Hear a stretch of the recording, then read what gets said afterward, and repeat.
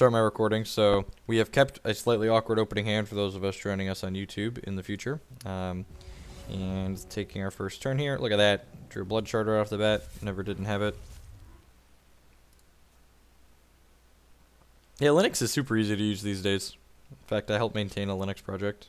I'm actually streaming from a Linux computer right now. Ubuntu.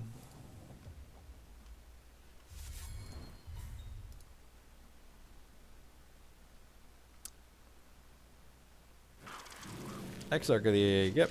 So opponent's actually playing one of the decks that I've spent a little bit of time working on and wrote a little bit about. So they're like kind of like there's two different configurations our opponent could be playing. One of them is a Blood Sapphire deck that has a combo element to it, and another one could just be like a straight value mid-range style deck.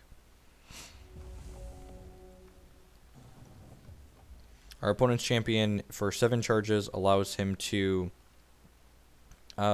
create an Oracle Song, which is a 3-cost basic action that draws 2 cards. Fentio is very scary. I'm glad I have additional Reap in my deck right now.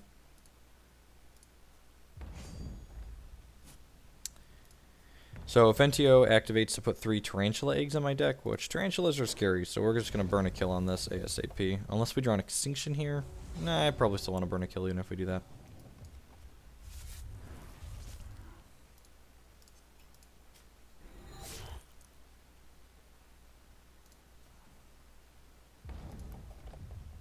So this card's a 1/3 with lethal, which means whenever it deals damage to a troop, it's going to kill it. And then whenever it or another Ven enters play under his control, it gets two Spiderling eggs into our deck. Wine varies in quality depending on what you're trying to get to run with it. Like this application, Hex just runs super cleanly through wine. This actual. There's only I'm a liar. There's one issue. The store doesn't work properly via wine. Yeah, if it works. I mean, it's supposed to last 4 hours though, so it's supposed to. I think there's like another hour or 2 without Magic Online. So now the question is, do I want to stick Vampire King while he doesn't have counter magic up, but could then possibly just kill it on his turn? Or do I want to stick Giant Corpse Fly while he doesn't have counter magic up, and Giant Corpse Fly makes him discard a card from his hand?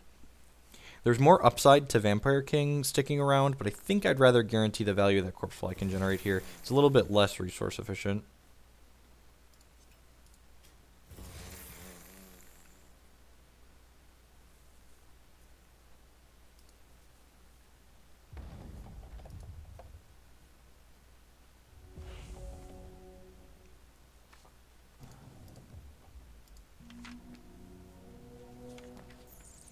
We just got a shard out of his hand.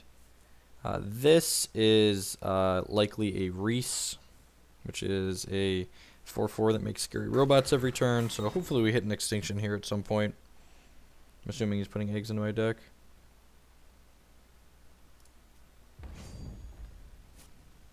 So not blocking either of these, obviously, because this one's unblockable and this one just eats our guy since we have a 2/1. So. Kill's a good draw, because it's going to answer this Reese here at some point. I think I'm just playing out VK here. If this walks into counter magic, I'm really not upset about that. That means this counter magic's not going to eat this kill later. Wouldn't be surprised to see this just eat a kill out of him, though. So Threshold's being a little awkward here. Thankfully, we've only drawn 1 wild card this game. Yeah, just kill my guy, that's fine.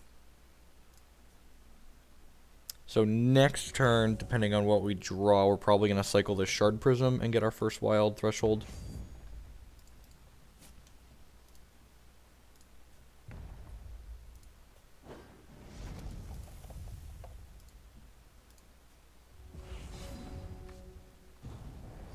Spiderling egg. Alright, I'm going to go ahead and cycle this.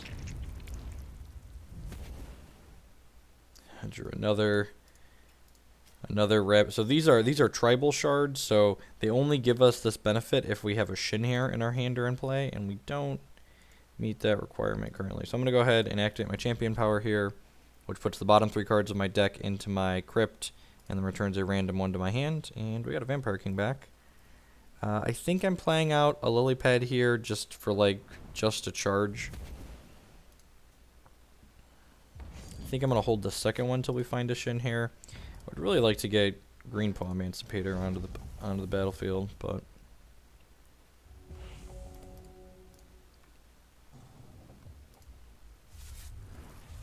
so opponent is one charge away from being able to activate his champion power here. We are losing this race here. This is unfortunate.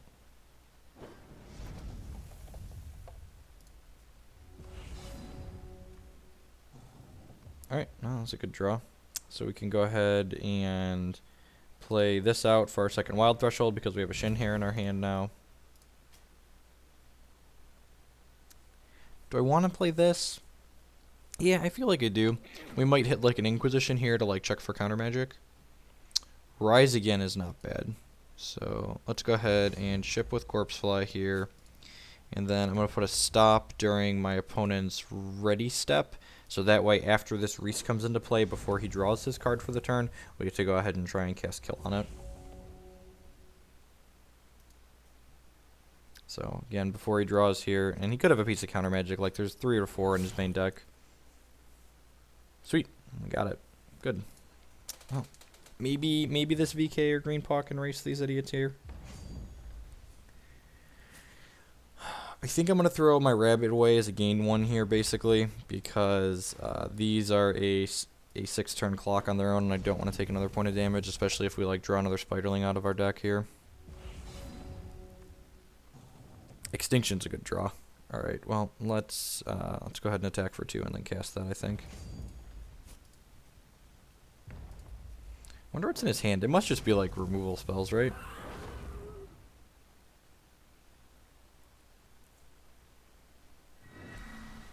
He must have drawn counter magic for the turn. Okay.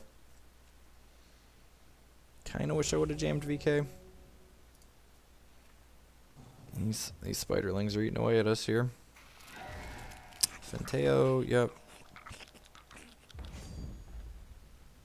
So whatever we cast there was just going to eat the counter magic. That was another Greenpaw. I think I have to play the Vampire King and hope it sticks. I'm gonna attack with Corpsefly here and then play VK out. We need to start buffering our life total with the life drain here. We're just getting hit on the ground for too much. These stupid things are unblockable. Okay, well, he doesn't have a kill in hand just yet. We now have Tarantula Eggs in our deck, which is not stellar, but is what it is. Closed Coffin. An opposing troop would die, void it, and each... Well, that's really good.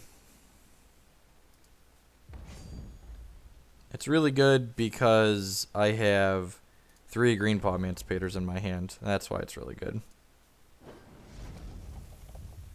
That's gross. So if he kills one of these, he's going to... Well, I'm gonna play this out pre-combat here, just in case he's got a removal spell that he's saving for this Vampire King. Because if he kills this inside of combat, we'd get this one voided out of here.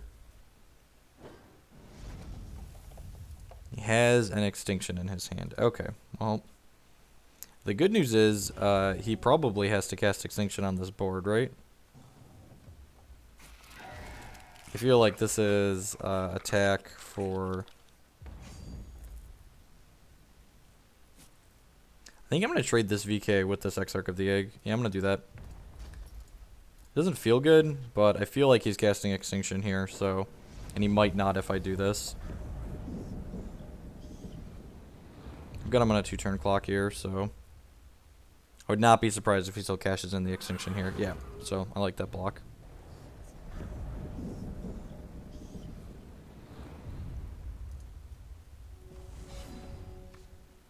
Rune-Ear Hierophant. Well,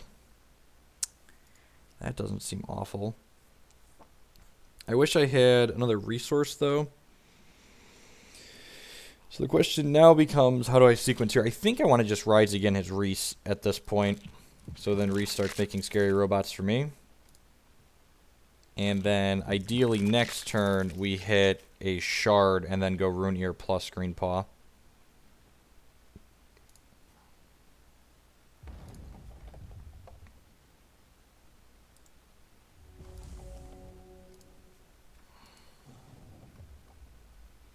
So we're probably not activating our champion power anymore because we've got 6 tarantula eggs in our deck at this point. Sure, man. Another extinction. That's fine. So shard that makes a temporary charge would be the perfect draw here.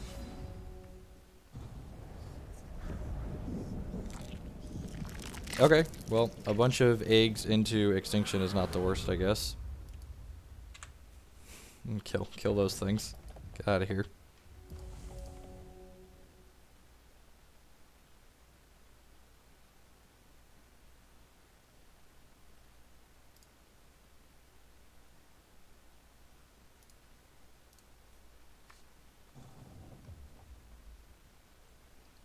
Even shards aren't bad for him here because they let him activate his champion power, so.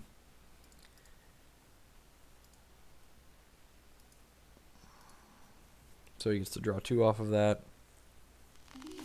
This is normally not stellar, and like, but I mean, the fact that we've just got 3 Greenpaw Emancipator sitting in our hand means he's going to kill this one, and then we're going to lose the other 2 in our hand because of that.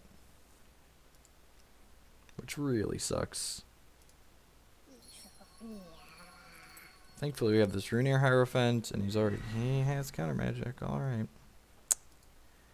Well, that's not great for us. Hopefully, he doesn't have a removal spell, I guess.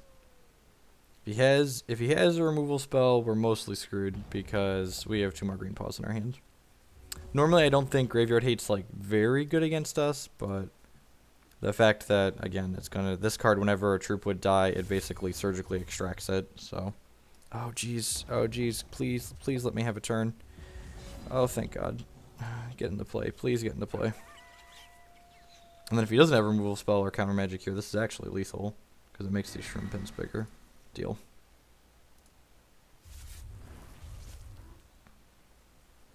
Oh, empower if they kill it.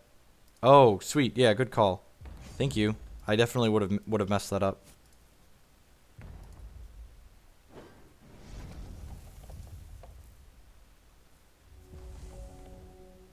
Oh, you know what? I probably should have empowered in response to the counter magic, so that way this one only costs 10. Thankfully, it looks like he bricked off there at the end.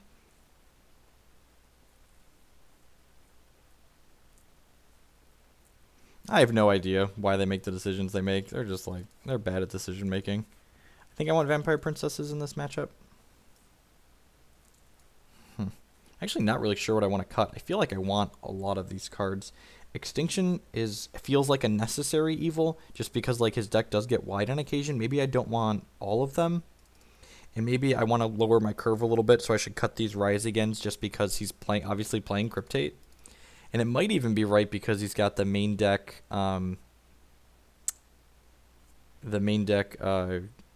like Coffin Purge or whatever it's called, that I should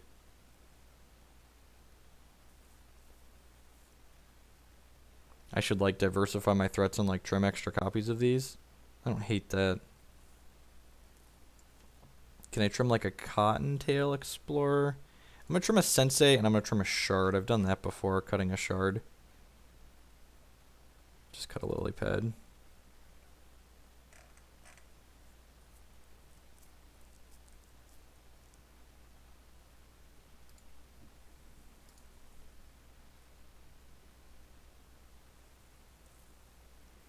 Wizards doesn't care about their customers. Yeah, basically, that's basically it. They know people are going to keep vomiting money into their game. And I'm going to try this. It might be wrong to cut these threats, but I like bringing the curve down. Vampire Princess is really good at pressuring him, and Inquisition is reasonable. And I like trimming 1 Winds of Change. Nah, I don't really think so. Like, we don't have any way to like loot or cycle this out of our hand, so like if he has something like the Zenthos Malice, the constant that lets him put spiders into my deck, I don't think that's unreasonable. I don't think it's reasonable to bring in just 1 of these. I think I'd rather just like have Inquisition to try and tag it. And this is a good matchup again, like the Runear Hierophants having Spell Shield and Rhino are good in this matchup, so. Actually, you know what? It might have been right to change the Runears from Rhino to Grave Robbing. I've done that before, or maybe even split the difference, like 2 and 2, because Rhinos just extend into an extinction, whereas Grave Robbing allows me to save up extra threats in my hand.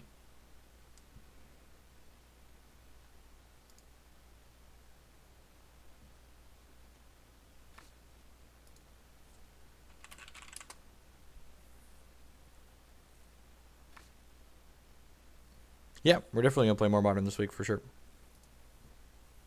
I wasn't even planning on streaming today, but then both my kids were up late last night and then woke up early and then are taking naps already at they went down at like 11:30, so figured I might as well play for a little bit. This end's pretty sweet. We've got plenty of shards. We've got 2 Cottontail Explorers, which means that we can likely just cycle these shard prisms for other spells. Well, good. So Coffin Purge voids things with the same name. Empowering changes the name of the card.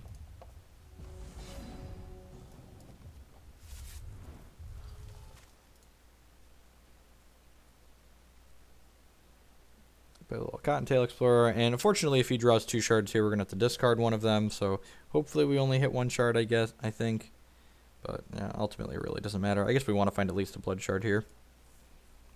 Opponent has disconnected. Sure, man. You do you.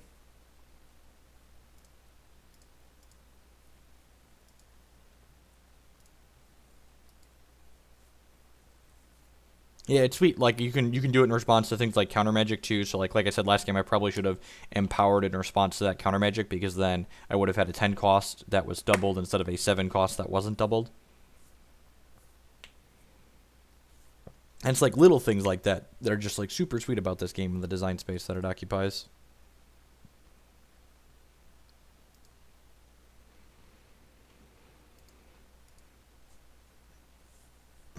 Yep. Can't beat my little 1/1 that gets resources. Void is like exile, correct? It's gone forever.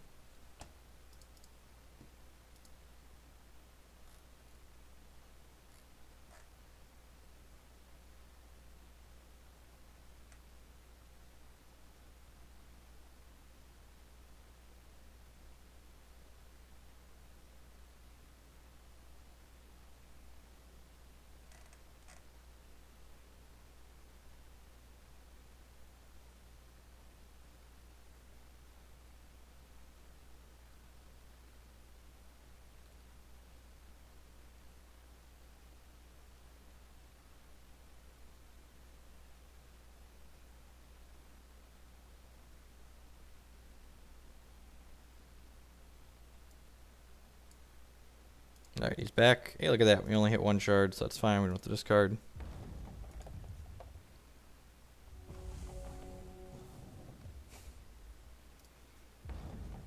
Opponent's hand doesn't seem like it was particularly good.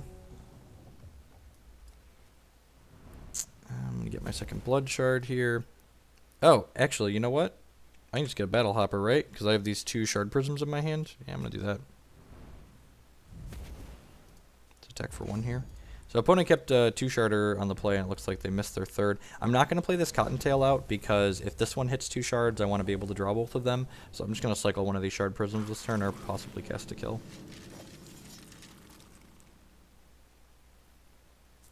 Yeah, that's fair. But I feel like we're probably, like, the logic is if we draw a shard, we can cast it. If we don't draw a shard, we drew a spell, so we're probably happy. That's the logic I would use at least. Oh, you know what? I should have saved that shard last turn to play the Battle Hopper after the Runir Hierophant. Wasn't thinking about that because that can make this better. Do I want to activate this? Yeah, I feel like I'm happy to draw any of the 3 cards that are in my discard pile. Yeah, shards are very similar to lands. You can check out this article. It's really short. You can it goes over the small differences between the 2 games. This game's probably going to be over very quickly if he doesn't hit a shard this turn.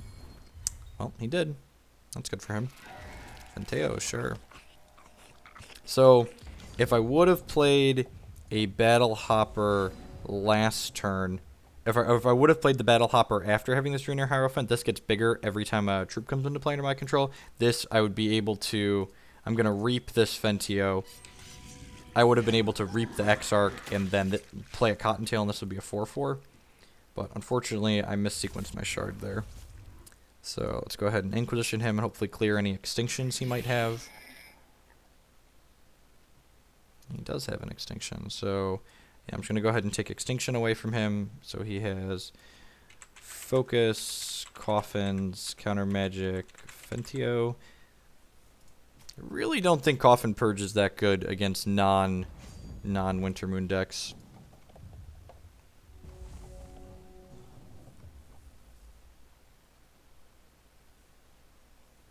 So he could just hold up Counter Magic here. He could also jam Fentio.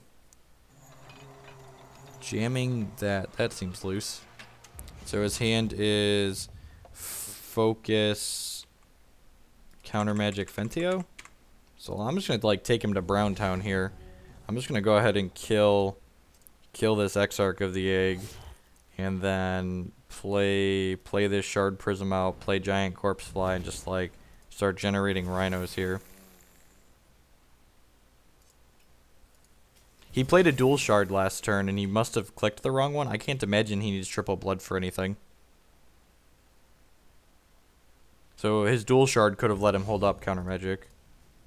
So whenever this, this is a socketed card. So normally it's just a 2/2 that gets bigger, but the gems that I have put in it give it spell shield, so it can't be targeted. And whenever it hits our opponent, we get a 3/3 Crush Troop. So he's gonna take 4, and we get a 3/3, which then makes this bigger. They're just regular rhinos. They're not siege rhinos. Alright, well, opponent's in a pretty bad spot here. I don't think I want to add anything else to the table. I guess I should add Cottontail Explorer to the table, because if he draws Extinction, Closed Coffins is going to purge the Cottontail from my hand anyways.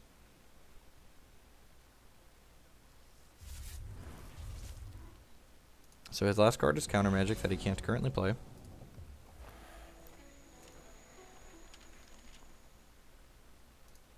Like, this Rhino's okay here, but again, I kind of wish I would have had the Grave Digging gem on here. There's a gem we can put in here where whenever it hits our opponent, we get a troop from our crypt back to our hand, because this would have drawn us a card instead of putting an extra 3/3 down.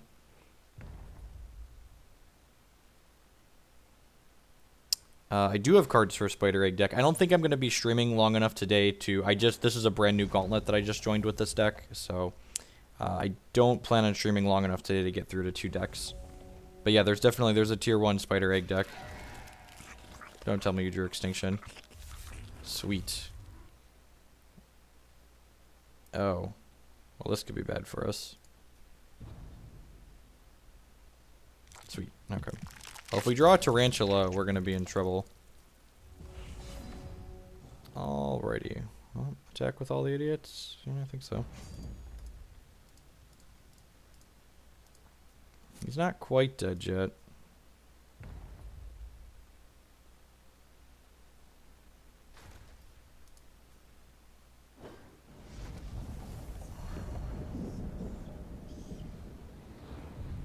This is actually kind of a tough call.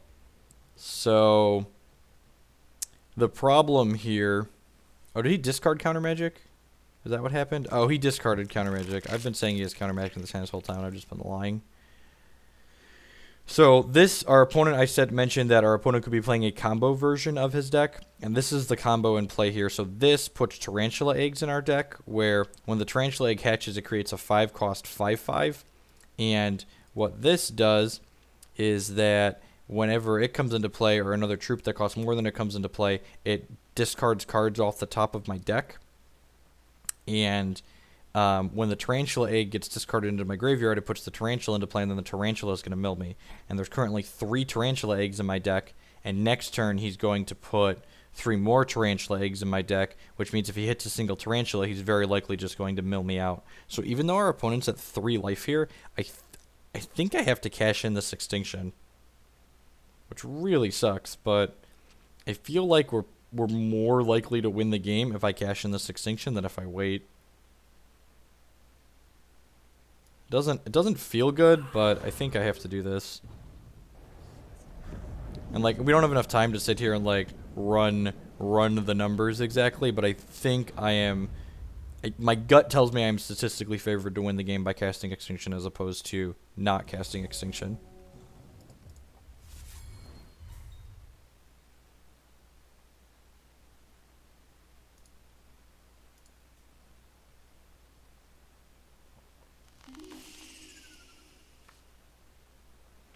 The nice thing here is we get to Inquisition him before we play our threat out next turn. So we're still, like I said, I think we're the hex. The title says hex. It says playing hex because Moto sucks or something like that, right? Yep. Moto is useless. Sure. Yeah, Wizards won't let us play Magic. They said we're not allowed. I wanted to play some more modern, but this is a good time too.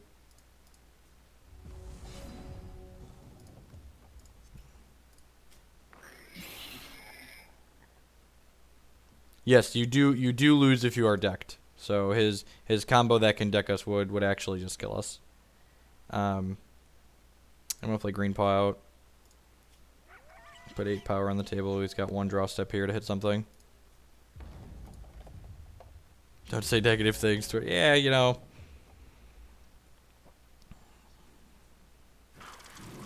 XRK. Okay, so our opponent is dead unless we draw a Spider Egg. If we draw a Tarantula this turn, it'd actually be really bad for us. Alright, sweet. Didn't hit an egg, so just get to kill this and then attack him for lethal. Oh, did I forget to update the game? Yeah, I'll do that. I guess I'll take away the Moto is useless. I'll be nice.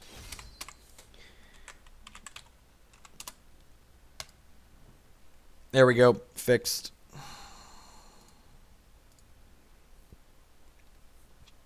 Thank you.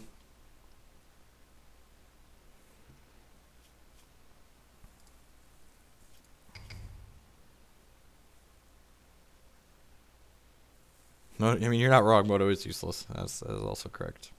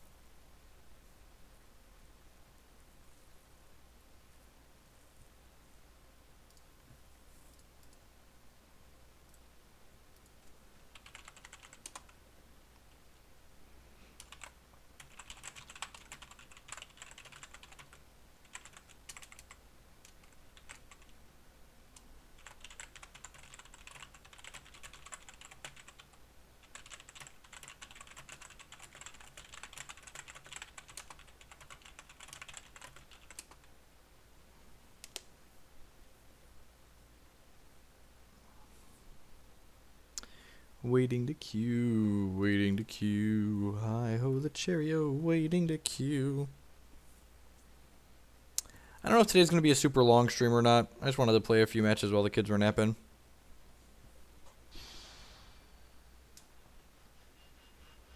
Got a second one here. I've been crushing with this Rabbit Rock deck and Gauntlets too, so 5x'd my first 2. Yeah, that sounds pretty good. We do have to decide, so the gems I have in this Runear Hierophant technically make it a double wild card.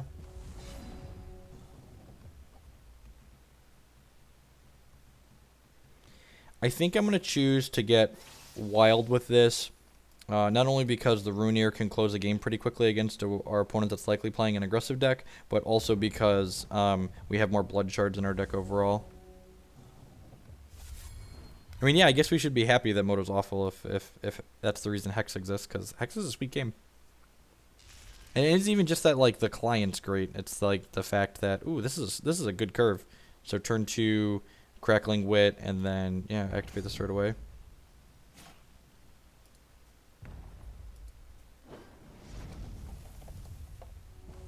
So this hand is not particularly stellar on the draw against an aggressive deck, and maybe I should have looked at...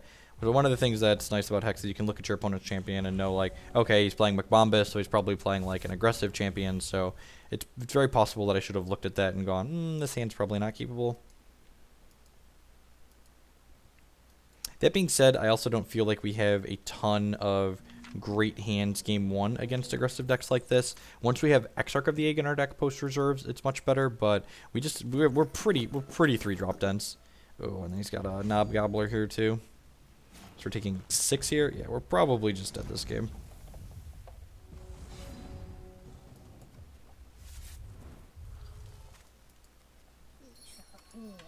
Play Runier out here.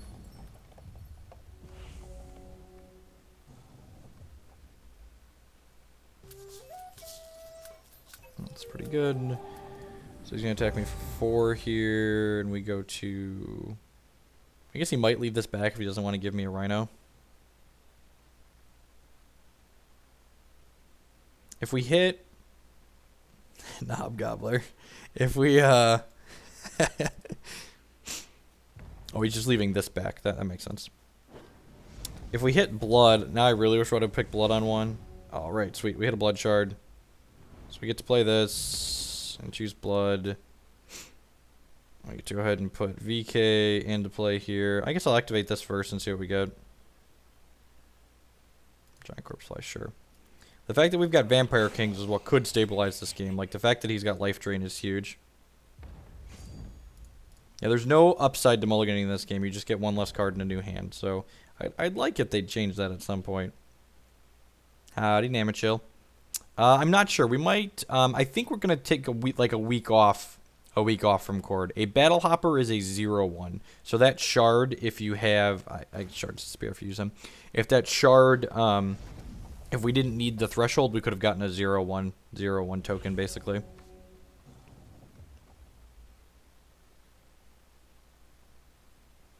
Vampire King is very good against the Knob Gobbler because it returns it to his hand every turn.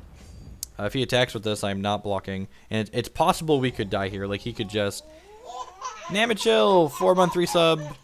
Thank you for the continued support. Sorry that we're not courting today. We spent a lot of time courting the last couple of weeks, so I wanna spend some time doing some non-cord things. Oh, geez, and there's another VK in the bin that we milled over. That's hot. If he can't kill this VK, oh, he can block now. Well, I guess he has to choose between killing the VK or blocking the VK and blocking the Runier. Because if he doesn't block the Runier generates a blocker for his guy. So I'm gonna go ahead and play. This is actually kind of a tough call. So we could play the Vampire King. Or I could go like Corpse Fly Cottontail Explorer here and like be more resource efficient. I guess I could just Rise Again the Vampire King in my bin. Yeah, I don't hate that. I think I need this to start gaining life anyway. So I just want to play my troops pre-combat because when I play my troops, this gets bigger. So if he doesn't block this, he takes more damage basically. I think he's... Actually, I'm not really sure which one he's likely to take. If he only has the Gobbler as his only troop in hand, he might just block the Hierophant because it gives me Rhinos. This is actually a very real decision for him. Yeah, so he's rolling the dice here. Knob Gobbler? Yeah, sweet. So he just got super punished for what he did there. So the Vampire King, for those that are unfamiliar, whenever it deals damage to our opponent, we reveal a card at random from their hand. And if the revealed random card is a troop, we get to take that troop away from them and transform it into a 2/2 vampire on our side of the battlefield. So that is exactly what happened there. We hit the Knob Gobbler and it got transformed into a vampire for us. So if he attacks here, I'm trading the Vampire King for this. And if he has a trick here to save it, that's fine. Correct. Yeah. So he definitely has 2 Knob Gobblers.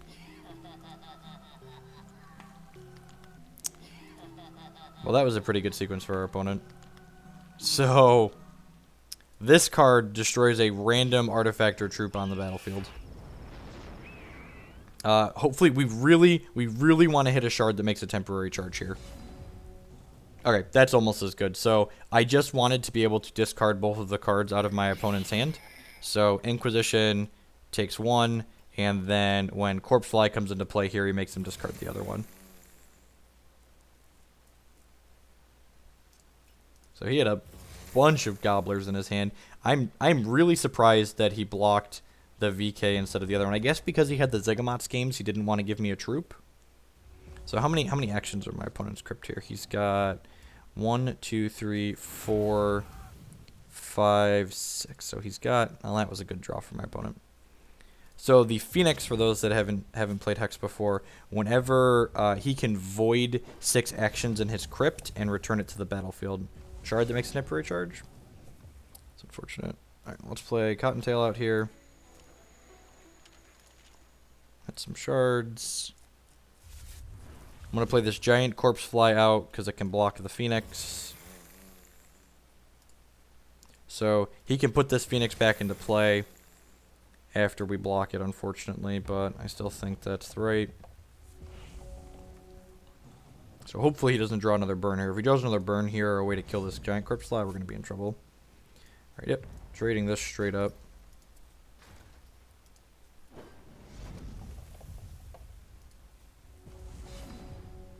Kill was a great draw there.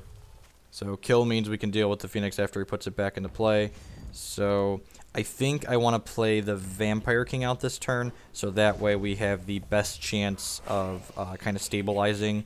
We're at 8 here, so we want to make sure we don't just get like burned out of the game by reach.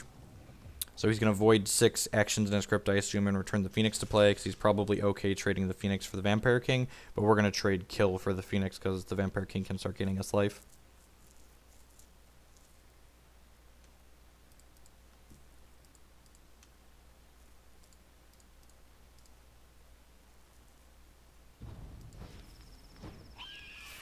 Yep, so he's putting his Phoenix back into play.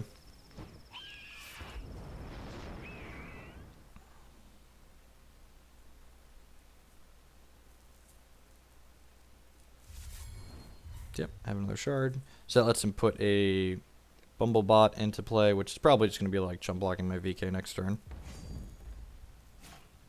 You're attacking with both. Well, you're going to get super punished here.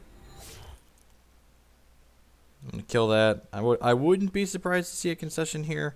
I guess if he has Crackling Bolt, this block isn't great for us, but I think we're winning that game anyways. Okay, sure. How many actions does he have in here? 1, 2, 3, 4. So his Phoenix isn't quite ready to come back just yet. Before I do anything here, I'm going to activate my champion power and see what card we get back from our discard pile. Another kill. Sweet. So we attack him for 1 here, and then he's basically going to be dead on board. We're going to go ahead and play Runeir Hierophant out, and then play Green Paw, which makes the Runeir Hierophant huge and puts power into play all on its own.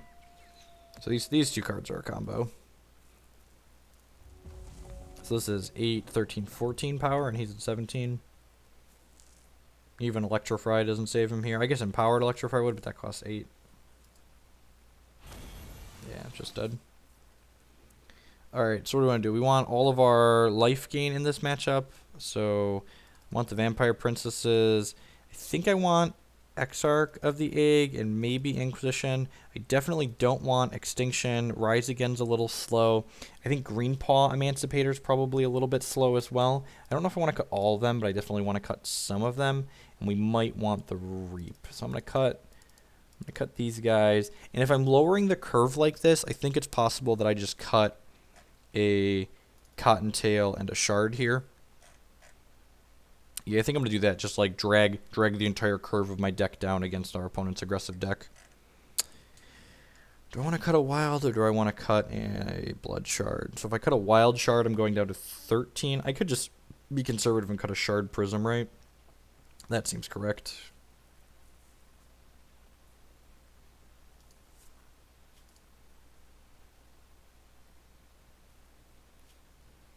Yeah, it's basically a rock deck. Is Magic Online alive again?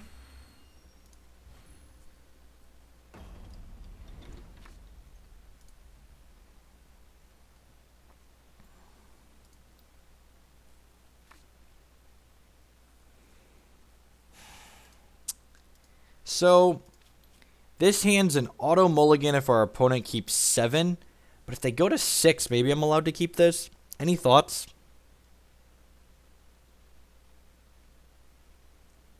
It's definitely on the greedy side, but like, their 6 might not be great.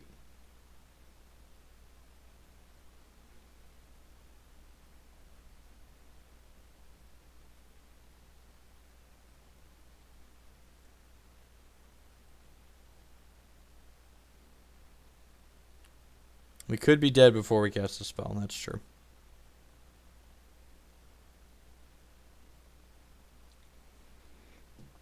Vampire King stats are just good.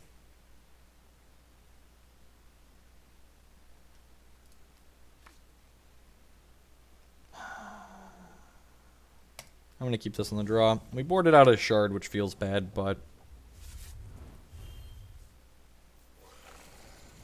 And he has a Skarn, so, you know, this hand's definitely better against that if we draw a shard. We could just never play a card and die. We could just never play a card and die with this hand. If we hit a shard in the first couple turns, though, we should be okay, because we have a Cottontail Explorer to find more shards, hopefully. We just straight hit a shard next turn, that would be stellar. Maybe our opponent just doesn't have a second shard himself. That being said, Skarn combat training ain't going to be great for us. Well, okay. Yeah, skill game.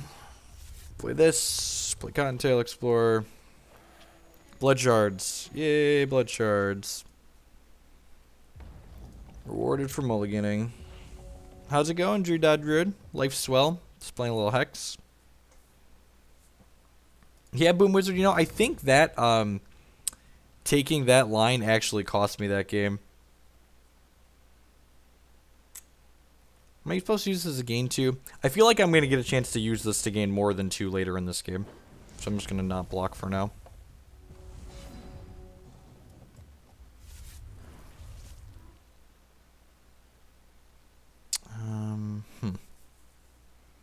I'm going to play Exarch of the Egg out, because this can trade with that. I'm not going to attack with the Cottontail Explorer, because in the event that he Crackling Bolts my Exarch of the Egg, I am going to use my Cottontail Explorer to gain 3. I guess he's been missing shards, so maybe that's being too conservative. I was just going to burn it anyways, sure. Yeah, Cottontail Explorer mills from the... I don't have a link to Hex deck list in the stream description. Maybe I should probably add that. That's a little rough. It's possible I should have just cast Kill last turn, too. It's definitely possible that was correct. Yeah, we got a little punished here. So, one of the things that I thought about in my head but I didn't talk about is that... I guess I'm going to activate this and see if we hit a 2-drop. If I would have... Let me hit a 2-drop. Okay, so if I would have played Kill last turn, it would have used all of my resources last turn, which would have been good, and then I would have been able to go Sensei Exarch this turn. So I'm going to go double 2-drop this turn just to be resource efficient. But I think I was supposed to have cast Killed the previous turn. It would have buffered our life total a little bit too, which would have been nice.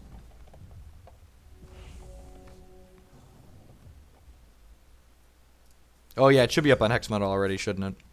I am going to throw one of these guys away as a gain 4 here. That definitely sounds like something I'm interested in doing.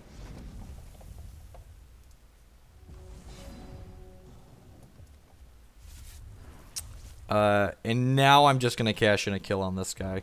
I don't want to play like Vampire Princess out and then risk him going Burn, End Step, and then Crackling Bolt, and then like hitting us for 5 here.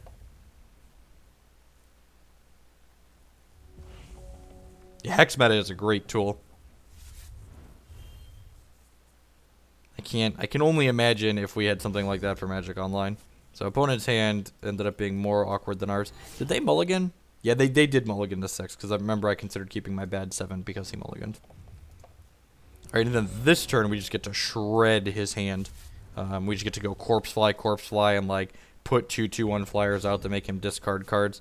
I think this card is super underrated in Hex. It just doesn't see a lot of play. It gets overshadowed by Vampire Princess a little bit, but I like this card a lot more because it always gets value. Hey, Killians.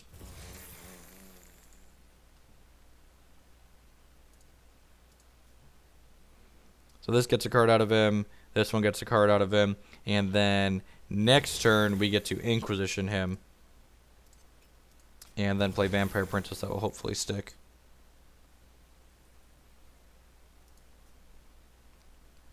Zygamot's game is not good against us, but he almost has to leave it in his deck to kill our Cotton Hairs. Awesome. It was funny. I had someone, they were like, yeah, I just don't have money to get into Hex. I was like, sell a Jace Vryn's Prodigy and you can build a tier 1 Hex deck. So I took away his Crimson Bolt because that could kill my princess.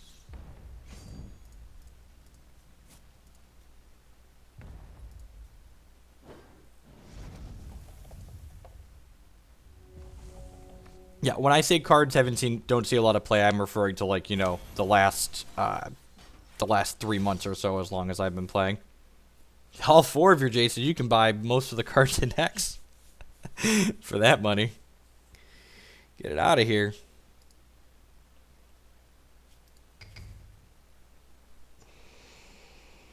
Yes, fast gauntlet matches. God bless. 2 extra play sets of Cryptic Command. Yep.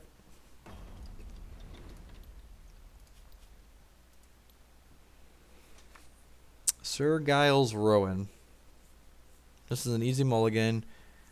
Interesting. Some kind of tribal human deck, probably.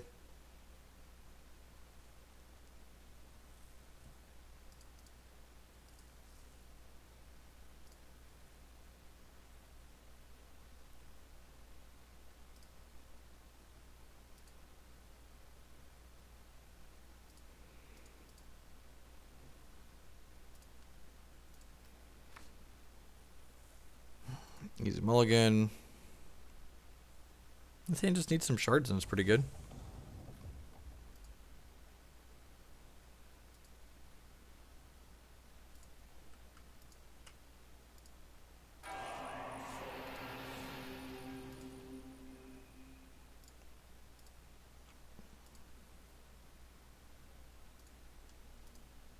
Shard Call, sure.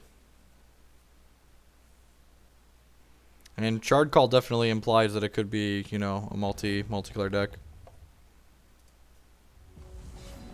Hey, there's a Shard. Alright, well, I'm going to lead on Blood Shard here, just in case we hit another Blood Shard and can cast Inquisition onto.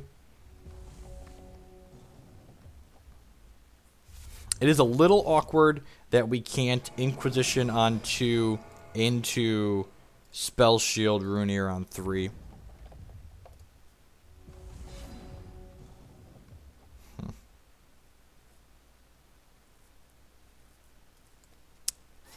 Yep, that's a little awkward. It's turned behind to where we wanted it to be.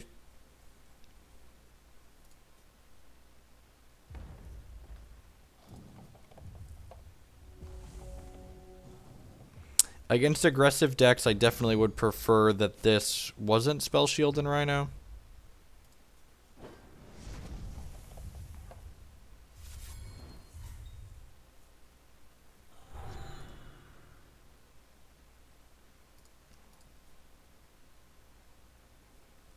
So he's going to have a 3/3 with Invincible here pretty soon. Once he gets his last color. Green Paw Emancipator. Huh. Am I supposed to Inquisition or Runeir here? I feel like I'm supposed to Inquisition. Because, like, if the Runeir... Although, I guess if he, like, spends his turn killing the Runeir, I'm probably okay with that. Because then VK is likely to stick. Of course, I could also just, like, Inquisition him, clear the path for removal, and then, like, fly over with VK in the air. But, like, curving Runeir, Vampire King, Green Paw is sick. But I feel like Inquisition's probably going to be a dead eventually in this matchup, since he's playing more troop base.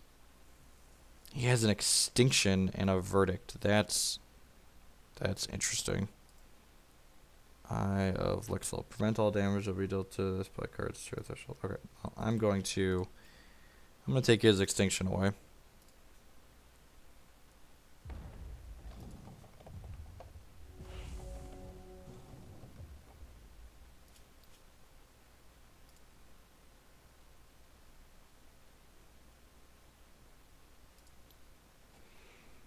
I mean, he probably has Infinite Tricks in a 75, but that was not an Infinite Tricks. The artwork was just similar.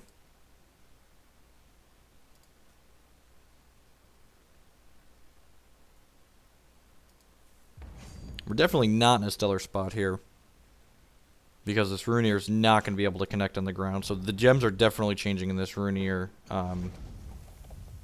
for the second game. I'm going to play this out. I'm just going to go ahead and jam VK here. I guess I should see what I hit with this first.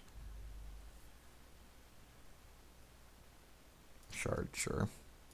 It's also possible, because I have stuff to do, I'm supposed to wait on activating that until I have more cards in my discard pile that I like to play. Morning, Kalendon.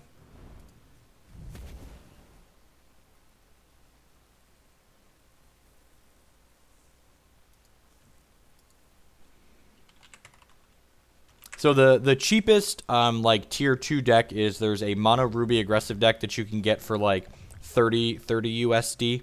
If you're looking to spend a little like cheap in terms of relative to Magic, there's a bunch of decks you can build. Like the median price of a deck I would say is somewhere in the $100 to $200 range, and then you can get 2 or 3 different things for like just under $100. Some of the prices in my article there have changed. Oh, that's how that works. That's definitely how that works. My champion's really bad against his deck. Okay. That was punt on my part. I should 100% should not have activated my champion power. I didn't realize that this puts troops into play from any crypt. That's very good.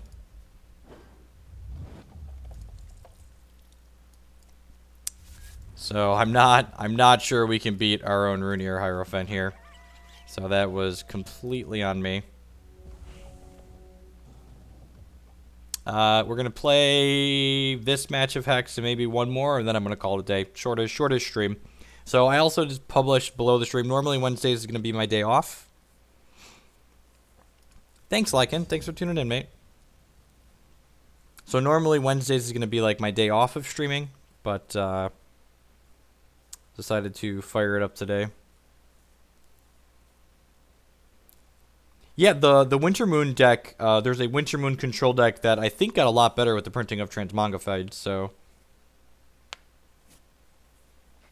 this is not great for us. We're like 6 in one hand, half dozen in the other. This thing can keep bringing things back into play. I think I'm just trading these off here and making him use this.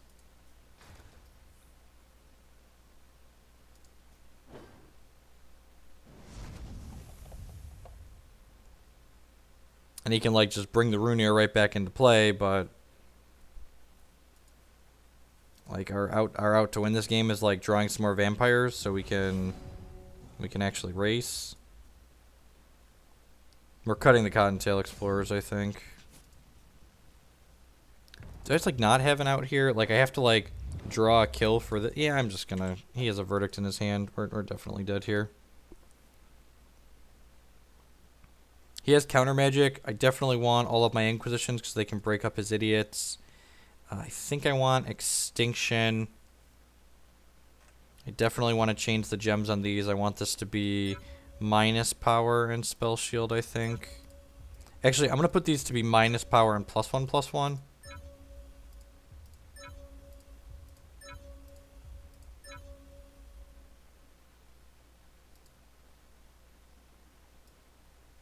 Maybe I don't want all the Extinctions because I need to pressure him, right?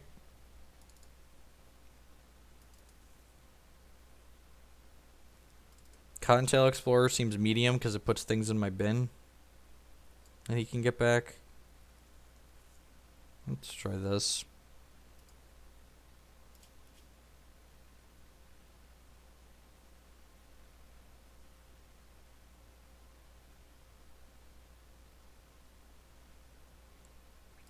Yeah, you can regen while you're in the reserves.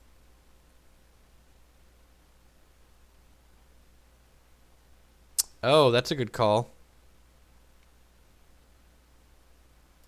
Oh, I like that.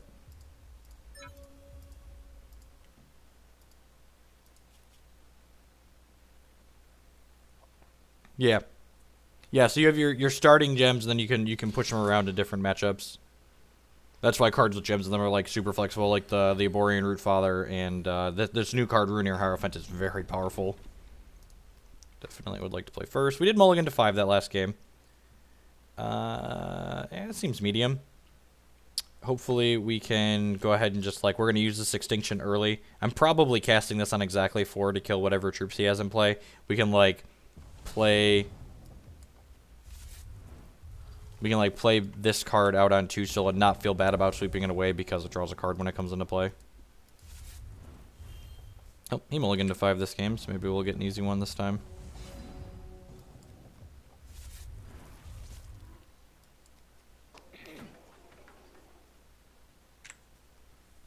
Corpse Fly we can Extinction away and not feel too bad about either, just because it makes him discard a card. So probably going to play this out on 3 even too. I gotta imagine his deck probably doesn't mulligan all that well, just because it, the threshold requirements he has are pretty rough. You have to have the right amount of fixing. I guess I also haven't, like, played that deck enough to know how consistent it is. Now the question will be, if he doesn't play anything out next turn, I probably just want to play Shard VK and just, like, pressure him here.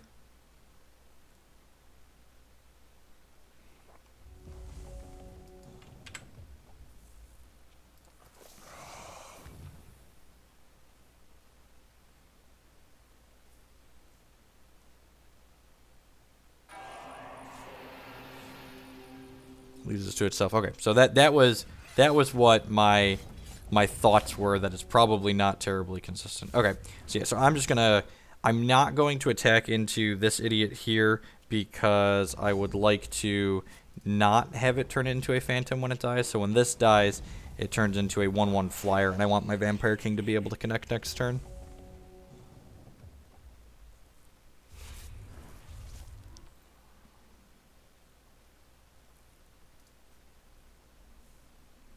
See Pikachu running on screen there. Thank you for the follow. I appreciate the support.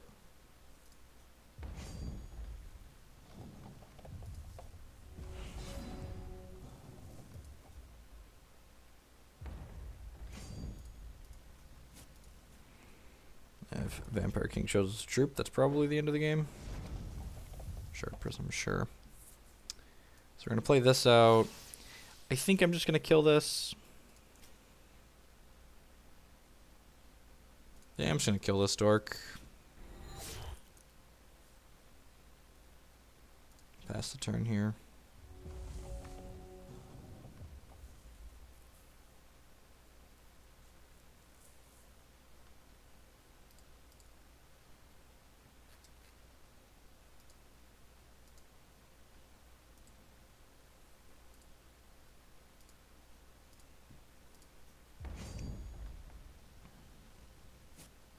No blocks.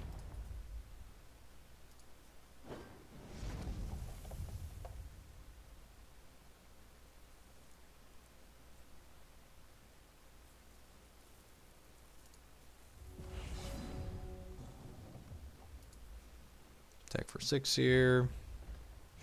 You know, at least one of his cards is a Shard Prism.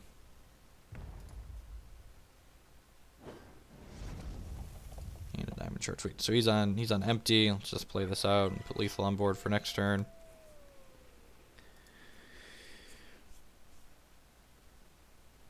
He's cycling a Shard Prism, gets his last color, gets to draw a card. I gotta imagine Shard Prism made this deck a little bit better.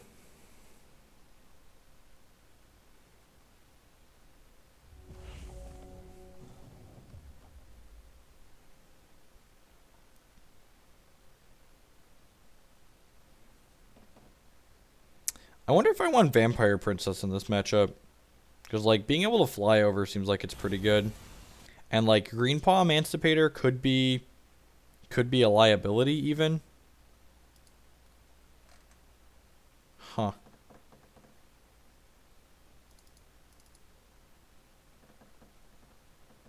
I mean, this is my pick for the best card in the set, so...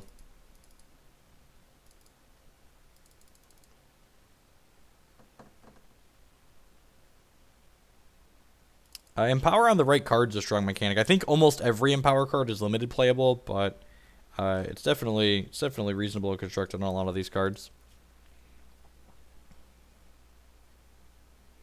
Greenpaw Emancipator feels like one of the stronger cards in this new set.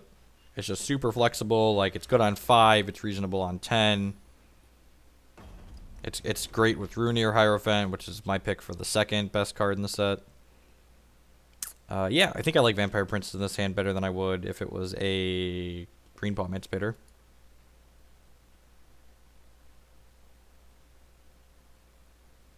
Cards like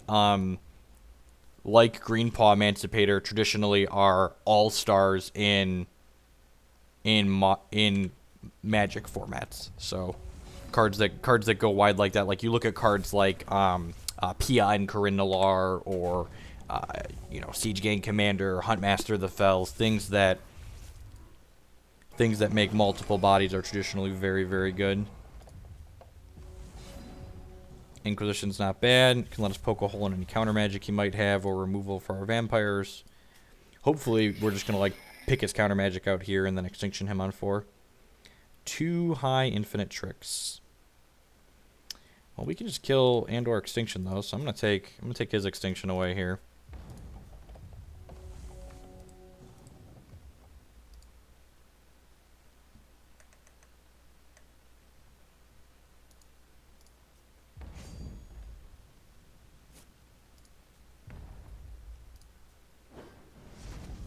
Strongest card or strongest card? I'm not sure.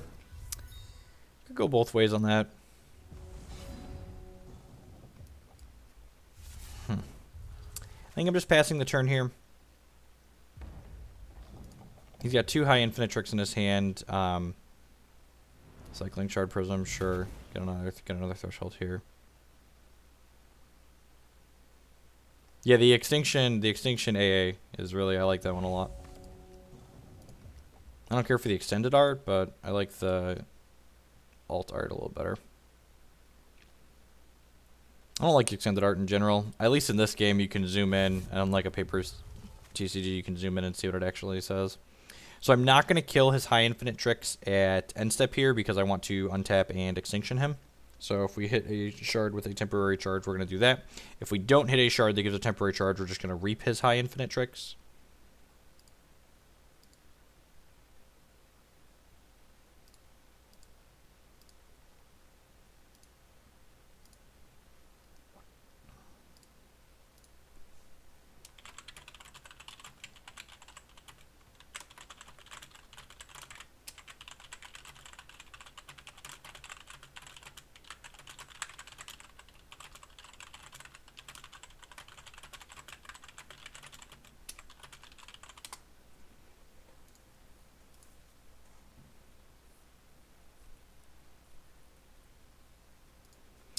Clenendine, how do I make it so normal users post the card text in chat for everyone? Because right now it whispers people other than moderators. How do I change that? I would like it so like when he does high infinite tricks there, it shows it for everyone.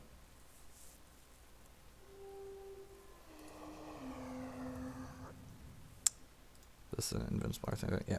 Shard that gives a temporary charge. Shard that gives a temporary charge. Ding. Fries are done. Cash this. I'm just cashing this in as a 2-for-1. I ain't greedy. Yeah, I'm just gonna cast this now.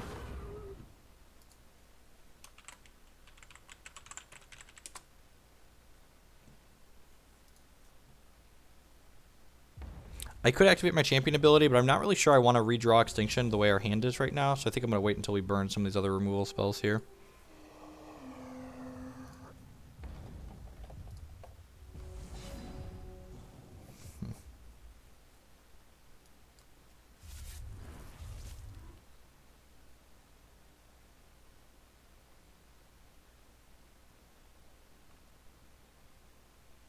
I think I just need to reap this. Yeah, I'm just gonna reap this. I really don't care about getting thresholds from his things.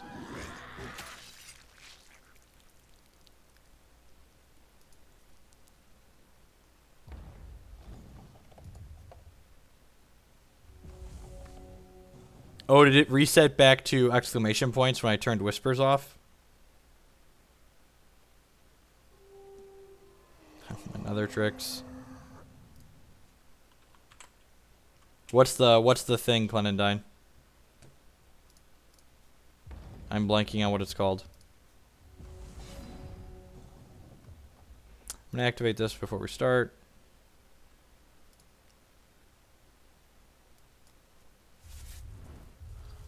I'm going to kill his high infinite tricks yet again. Cast this Vampire Princess.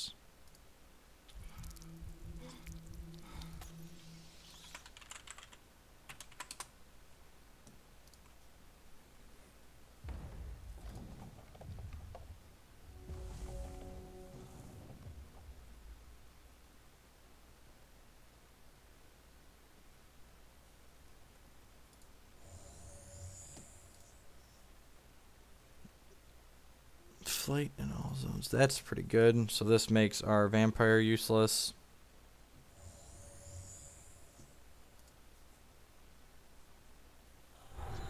That's unfortunate.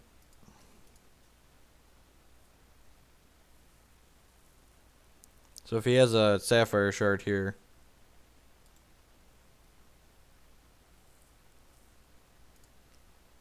What did this do? Oh, so this is invincible now? Yeah. Because it gives him a gem. Well, we have another kill. Not that that does much. I don't really have a good response to that Portuguese guy. A better deck overall. I haven't played the Jeskai deck enough. I've gotten a lot of reps with the core deck, so. Well, if he has another one of these, he's going to be able to minus power our VK, which is not great. And we're probably dead if he has another one of these. High infinite tricks. Well, that's unfortunate. He gets to give this flight now. God, that's gross. You just never have a chance to respond here. If I kill this, I think I know how this works. I'm pretty sure he still gets it, but let's find out. God, that's dumb.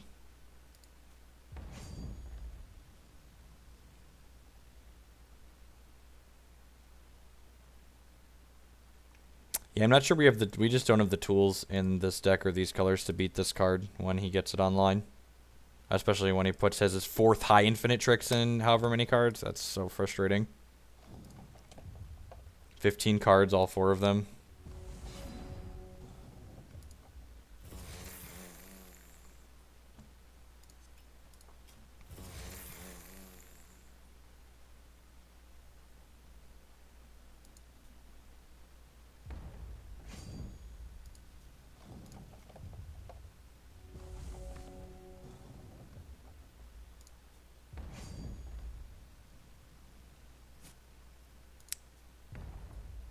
No blocks. So this attack must mean he drew one of these. Drew a removal spell? Had to have drawn a removal spell, right? Straight brick with the Cottontail. That's unfortunate.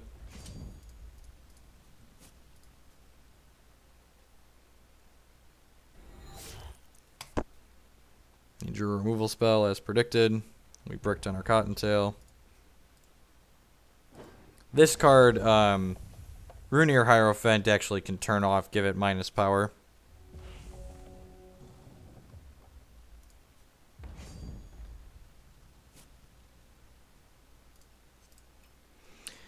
I guess I should technically save this kill. If he just draws his midnight, whatever, that's fine.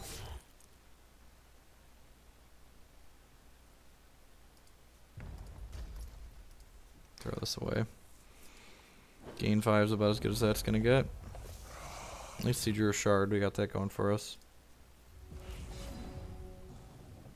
Alright, well. That lets us race.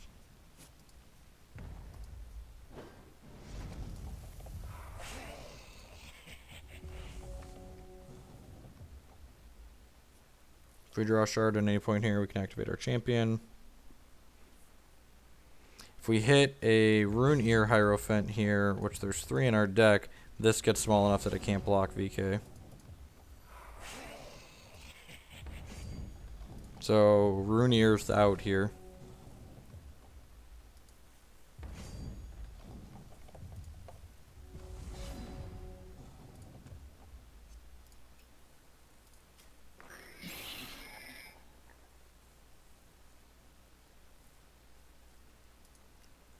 Wow, get wrecked, nerd. Super greedy. I don't know how he thought that card was going to get better than 4 for 1ing me and attacking for 5, but he should have just cast Extinction last turn. That was super greedy on his part.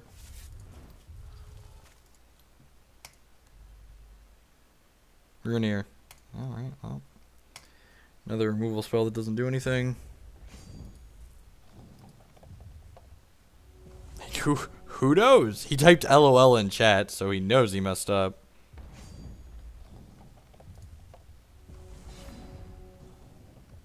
Oh, he doesn't have double blood.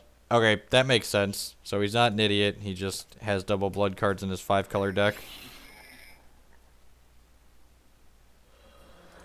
I only have one Emancipator in my deck. I boarded into Vampire Princesses instead, which could be wrong. We do have 3 Runeers though, like I said. We've only seen one of those, right? Yeah, 1 Runeer.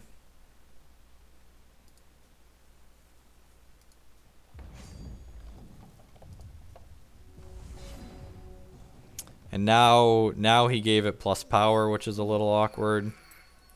So if this would have been... Now it's a 4/4, so my Vampire Kings can't attack into it yet. Thankfully, this attacks in and this gives it... Okay, so if he can't block this card.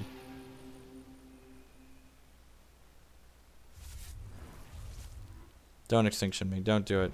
So if he blocks this card, his guy gets small enough that it can no longer block Vampire Kings, so this is unblockable at least. We've got that going for us. The old 8-turn clock. If he blocks, I start attacking with both Vampire Kings and gaining a bunch of life, so he can't. Really? Okay, sure.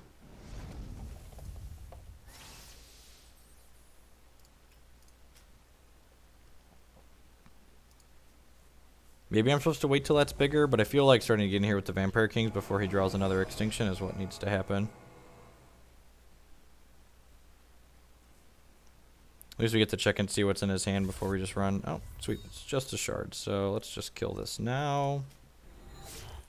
And then I'm going to attack with everything next turn. If he wants to eat the giant corpse fly and take an extra 3, that's fine with me. Maybe. Oh, that's stellar. Man, so if this... Yeah. So, yep. Let's play this out. And this guy minus 2 power. Need to dodge extinction, basically.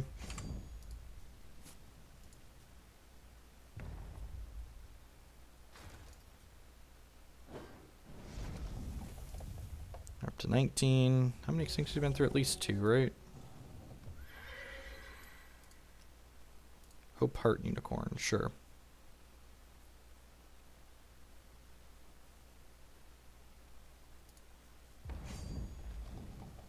So we're not attacking with this till it gets a little bigger. Hey, that makes it bigger. So whenever this gets blocked by a troop. So if I make this a 3/3 and he double blocks, this doesn't die, so I can play this and continue attacking with my Runeer Hierophant.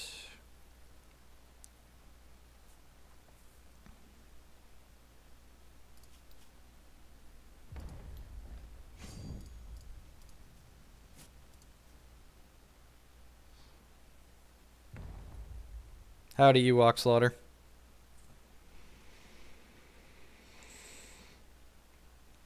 This card's so good. It's so good. The flexibility on it is great. It's just super powerful. Go to 3, so 1 time, no extinction, please, dealer. Got him. Wow. Well, I'm glad his shard base isn't great, and he wasn't able to cast that extinction. I apologize if he comes back and watches the archive for me questioning why he did. Hopefully he watched long enough to realize that we realized he didn't have double thresholds.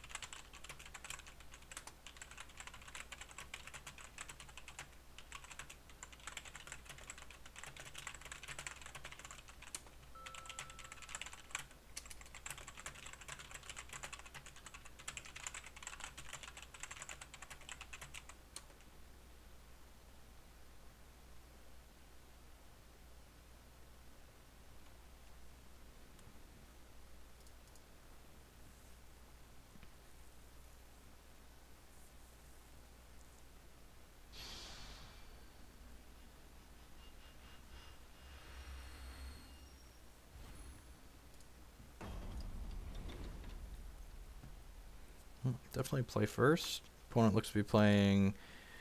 So that's a Blood Champion, which means Runir Hierophant having the gems it does is probably going to be great.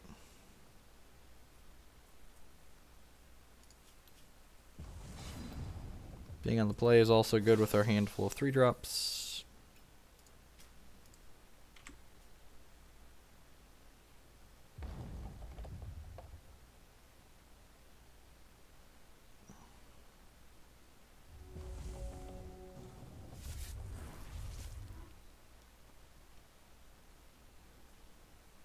Withering Touch Me. God, I'm good. Nice card. So this is, for those that haven't seen it before, this is basically Duress. It looks at non-resource cards, non-resource, non-troop cards, and takes one of them. So he just spent a card to do nothing.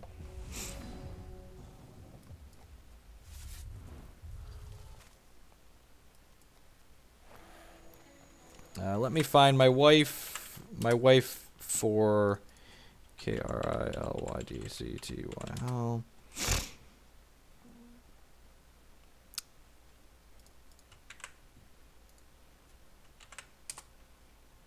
That link there, the bottom 3 are the mono red deck, and the Rage Fires in the sideboard are optional. So I guess she had Rage Fire in the main deck for some of these, but the Rage Fires are optional. Those are that's doubles the cost of the deck. I had those extra, so I gave them to her.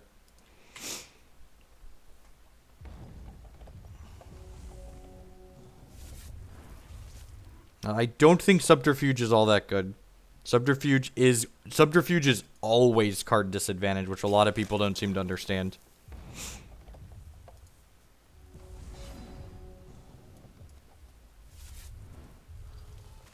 Get Runir Hierophant going here. This is a Monsoon, most likely, which is one of his best cards against us, which is a little unfortunate. So this is a tunneling mechanic for those that have never seen this before, so we don't know what card this is exactly, but we have a good idea based on what deck our opponent's playing.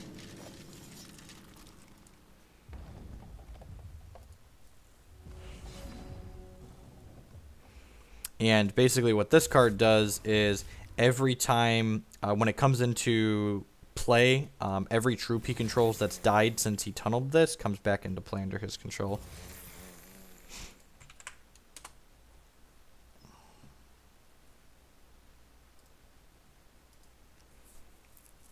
I think I'm going to go ahead and activate... Yeah, I'm going to go ahead and activate this because I wouldn't mind drawing Riot again or Vampire King. Reap is also not terrible. So I'm not attacking in here because his Exarch of the Egg is actually pretty good against this Runir because it has lethal. And I mentioned we have Exarch of the Eggs in our reserves to deal with opposing Runeirs for this exact situation.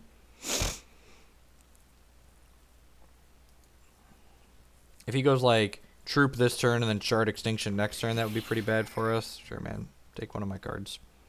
Wouldn't be surprised to see Reaper Giant Crypt Fly go away. Yeah, not a problem, mate. Have any questions, feel free to ask.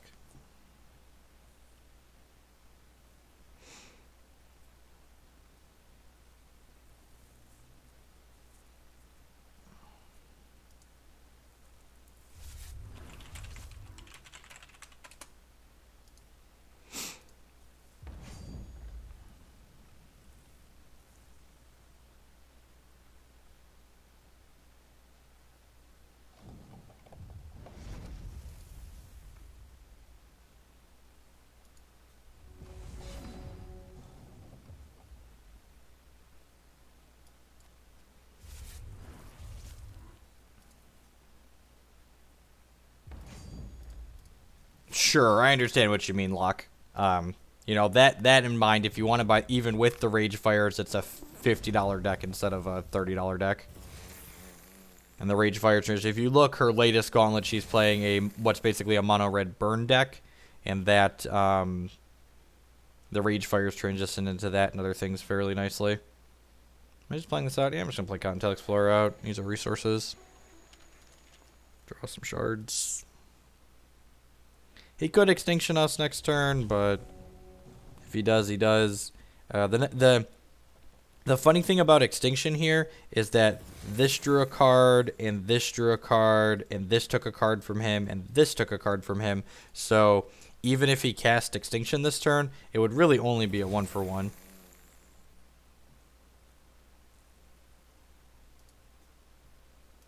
I guess I can understand that. I'm very lucky that I come from a perspective that just like I have access to enough cards and all in all formats, and that like I have the spending money that I just go and buy whatever I need to buy.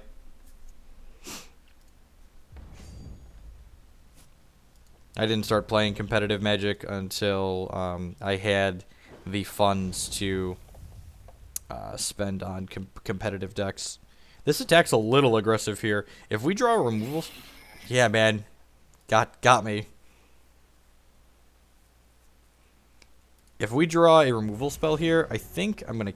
That's awkward.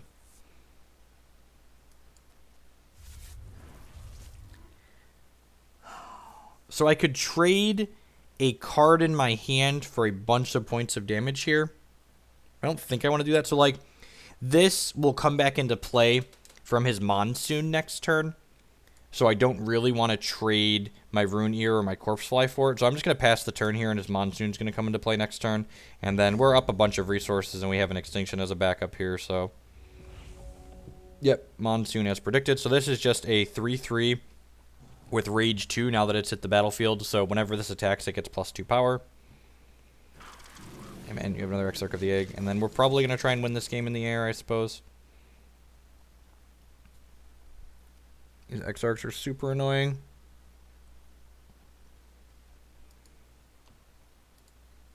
There's a robot deck that I know that's really good for PvE. I don't know if it's that good for PvP. Yeah, definitely True Costa. Like the most expensive deck in this game is much cheaper than the most expensive deck in Magic. Man, I kind of want to ship with everything and go Extinction VK, but that's probably loose. I mean, Fentio's not that much. Even compared to Magic, Fentio and Reese are not that much, so... Like, coming from a Magic background, everything in Hex is cheap.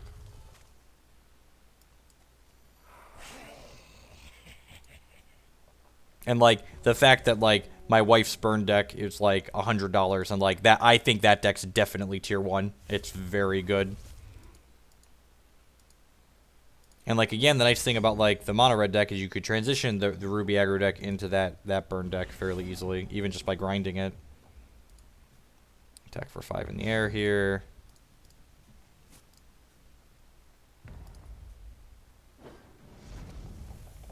Play this, get a Battle Hopper. Makes this little idiot bigger. No, yeah, you can definitely win with the robots deck.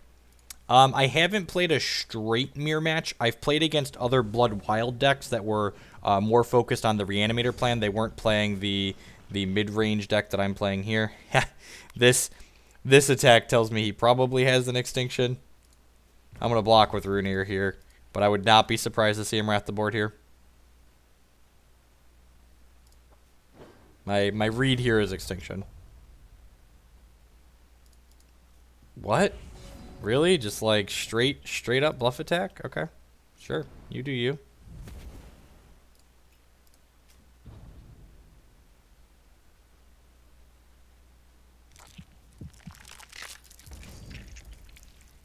Yeah, the EV on events in this game is nuts too. Just like you're getting to like 3-3, you're breaking even and turning a small profit. 4-3, like you're actually making money. Like that's nuts. Like going 3-2 in Magic Online, you're basically losing money. Like I guess you're getting flat back even. So like you're not getting actual anything for your time. Killipede, sure. Dead on board. So what do I want to do in this matchup? Definitely, I don't really want Exarchs of my own. I don't like Inquisitions in these Blood mid-range matchups. I like Reap. I like Vampire Princess. I want some Extinctions, but not all of them, I don't think. And I think I want to cut a Sensei and a Shard.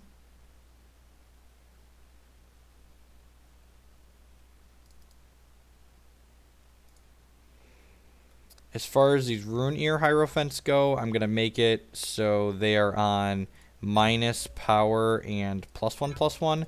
And the reason why I'm doing this is that the spell shield and whatever is not great against the default setup spell shield, and Rhino is not great against Exarch of the Eggs anyways, and this way these guys double as they're basically removal spells for our opponent's vampires. So they come into play and they give a vampire minus power, and then that vampire is basically useless. They can also come into play and give an Exarch of the Egg minus power, and that Exarch of the Egg is then essentially useless. The only thing it's not a removal spell against is Fenteo, but we've got kills and reaps for those, so I think I like this configuration. Thanks, Slayer Next Punts. What are your thoughts on a Ruby Wild Elves deck? There's probably a good Ruby Wild Elves ramp deck.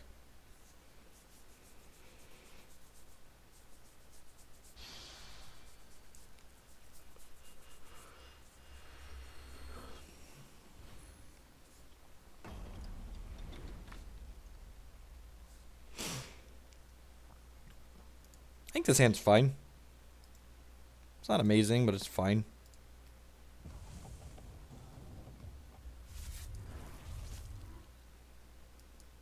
I think Moto came back up, actually. They did not fix the Wall of Roots bug, though. That's 100% the case. They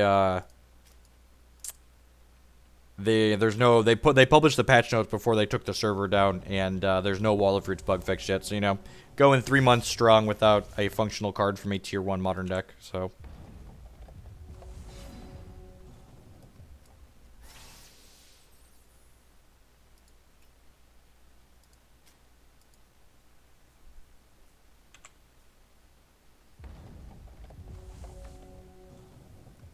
I'm not sure. That's actually a very interesting design question.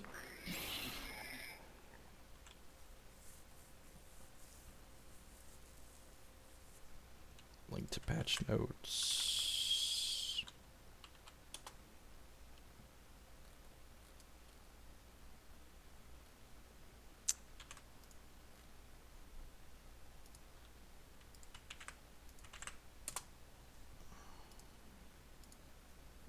Took away one of my Runeers. Sure, he must have some VKs. He missed a shard drop, so that's good for us. Let's go ahead and get Princess online. Yep, not a problem, Kitchen Finks.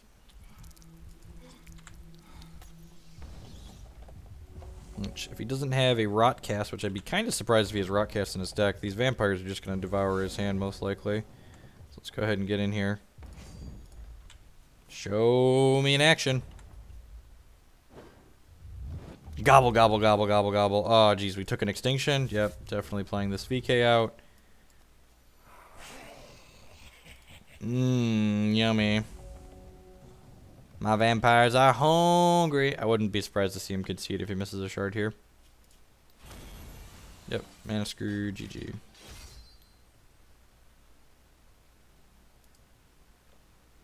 I was going to be done after this match, but we can't. We can't just not try and go for the perfect 5-0, right? I feel like we have to try and go for the 5-0.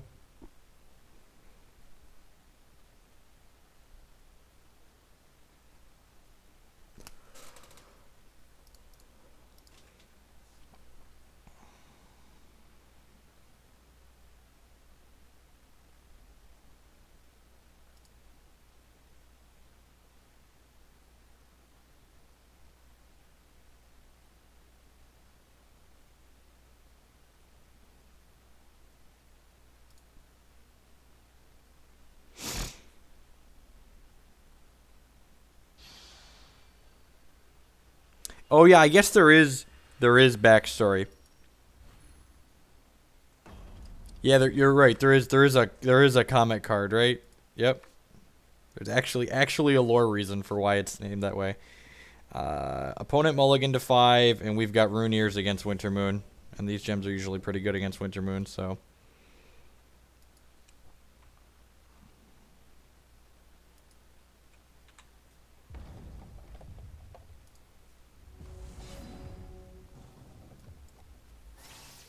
Let's have all of our colors here, nice and dandy. Again, leading on Blood because if we draw Inquisition next turn, we can cast it. I have 2 Inquisitions in the main deck. Yeah, man.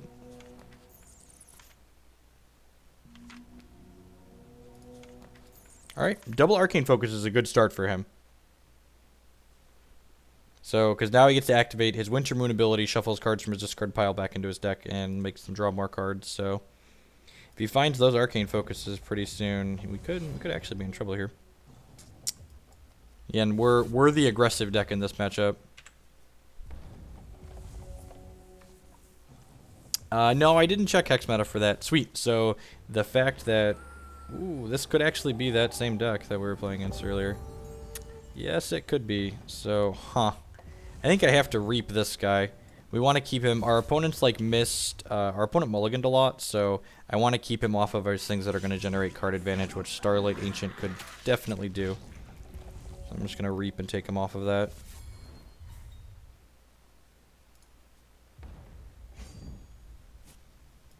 And he has counter magic up now, which is unfortunate, but I think reaping that was more important than sticking Runeir last turn. I'm going to go ahead and play this as our second wild threshold, and then I'm just going to jam Runeir in here.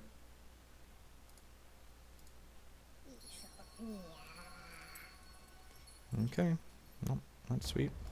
Unless he has Ziggumat's game, we're in an okay spot here.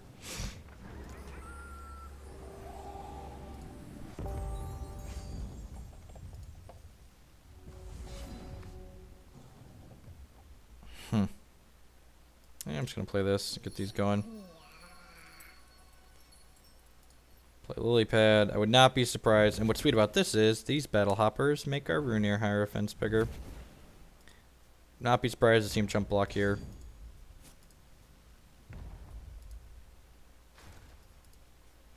To quote the person, one of the Magic Online dev team people, the Wall of Roots fix is more complicated than it may seem on the surface.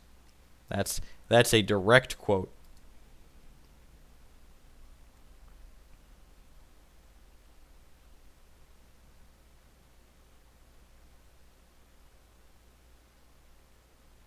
Yeah, how did that guy, you said it showed up on Hex Meta, how did he finish? Does anyone know?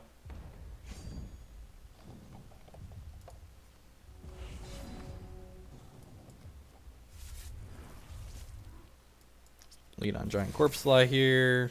Would not be surprised to see this counter magic. But again, playing my troops pre-combat because they make our Runeir Hierophants grow. Grow, my children, grow. And now he's getting hit by one of these, which puts a 3/3 Rhino into play, which makes them both grow. Grow, my children, grow.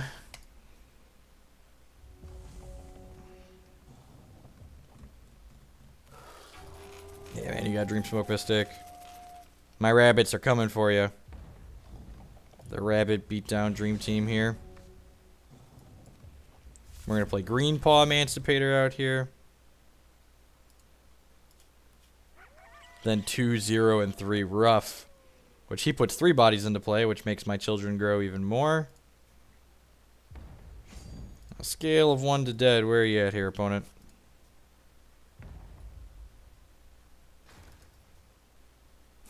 Exactly, Hacky Channel. That is basically exactly what was said. And remember, our opponent mulliganed to 4-5 this game, so like this is not a good representation of what our opponent's deck is capable of by any stretch of the imagination. So hopefully we get a little bit more competitive game 2 here. We're bringing in Inquisitions and Vampire Princesses and probably the Reap. I don't think I want Extinction against his deck. And I think I want to bring my overall curve down a little bit. Again, I think we're the aggressive decks in these matchups, and I'm going to cut a shard like I've been doing. And I'm cutting a shard prism this time as opposed to a wild shard. And the reason why I'm doing that is because I'm leaving the double wild thresholds in the Runeir Hierophant, so we need double wild and double blood.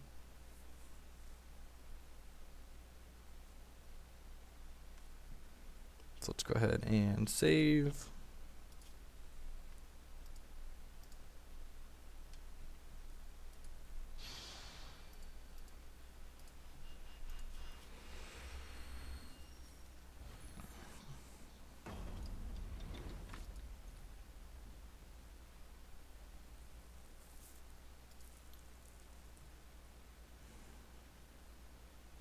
Yeah, we have to mulligan this. Like, we don't have a rabbit for this lily pad, and like we don't have a. If this was a blood, I think I'd keep this, but without even a single blood, I think we have to mulligan. I think Runeair Hierophant is good enough that we just keep. This hand also has all of its shards, so I am 3-0 against spiders with this deck.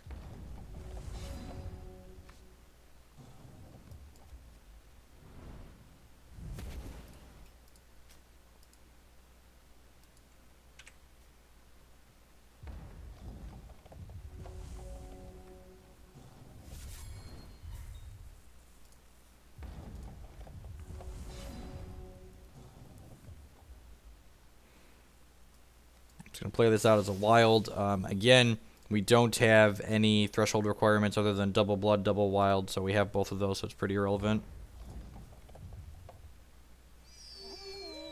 Brown Fox Scout, sure. I mean, this is only my third gauntlet with the deck, so I haven't played a ton of gauntlets.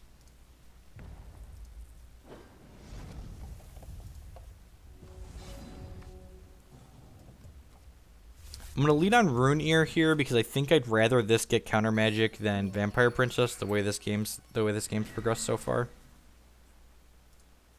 Yeah, like if we get like too off topic, but there aren't enough people here in chat even when we're playing Magic that usually it's fine to talk about a whole bunch of different things.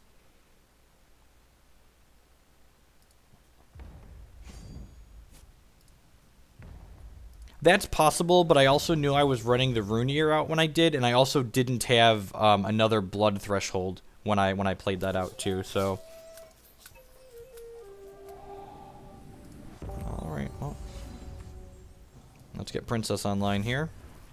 Pretty princess, Princessa.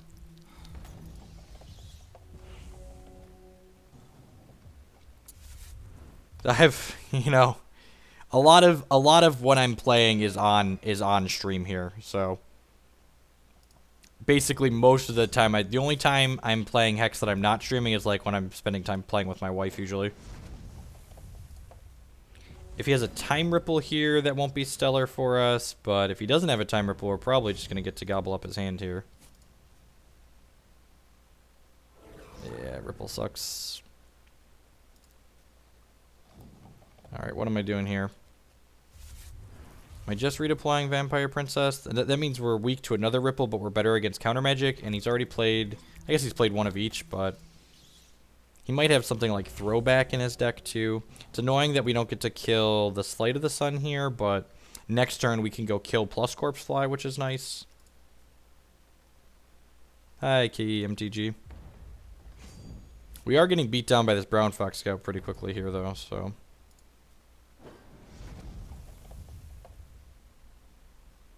again, if he doesn't have a way to interact with this, it's probably going to gobble up his hand, so for his sake, I hope he does. Otherwise, we're going to get him.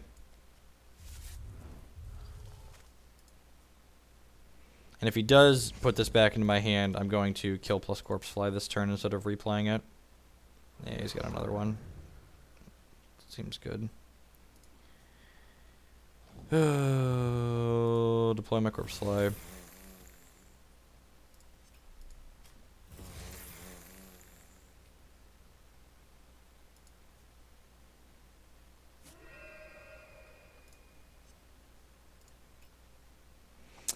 I guess he could play a Windsinger out next turn, and I'd much rather kill a Windsinger. I guess this doesn't really do a whole lot. If he attacks here, I'm trading, not close. Get our nice 2-for-1 here. Got a card out of his hand, then a troop off the table. Yep, Arcane Focus resolves.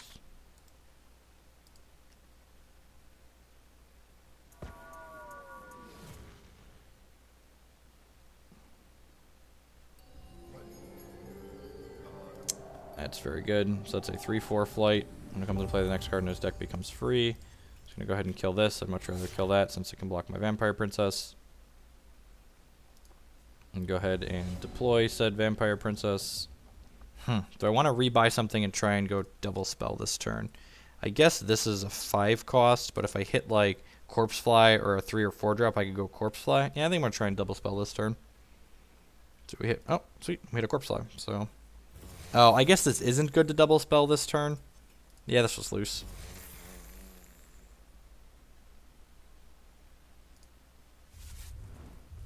Because now I can't, I don't want to play this out and not get a card out of his hand, because he's going to draw enough cards that at some point I'm going to be able to discard him, so.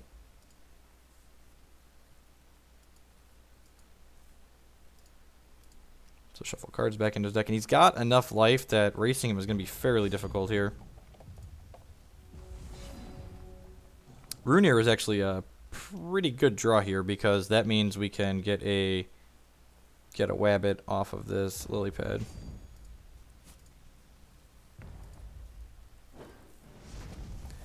I'm going to lead on Corpse Fly here, because if he has counter magic, it has to counter magic that. Sweet. Was that the play for free? You play this card for free. Yeah, that's scary. So now we're going to make a rabbit with this, which is a little bit awkward. We're making a rabbit when we have this in our hand. I think, and I'm torn on which of these is better here. I'm going to activate this to start first. See what we get back. Got a Corpse Fly back, sure. Yeah, I think I'm going to play Runeir Hierophant out, because this card's going to close the game very quickly, and like the amount of inevitability that he's built up in his deck, I think we need closing power as opposed to punishing him with Vampire Princess power. So we need to just like shut the door hard. Removal spell this turn would be phenomenal, because it would allow us to kill this Sight of the Sun and start connecting with this Runeir Hierophant. So like Reaper Kill would be great. That's a redraw. Play Vampire Princess. He's probably blocking the Runeir either way. The Sweeper that the Wintermoon decks usually play is really powerful. It costs 8, but it gets the troops in your hand in addition to the troops in play. So there's really no point in like holding your troops back. You just want to vomit them out. So, well, if he like draws a piece of counter magic here or a shard, he's in serious trouble. If he draws Windsinger, the game probably ends on the spot for us. Sure, that card doesn't do anything. This card is basically a brick against us. And I boarded out my Rise Against, didn't I? Yeah, I think I did. So that would be, he needs like Dinger like next turn, or he's probably just dead. The color pies are very similar, actually.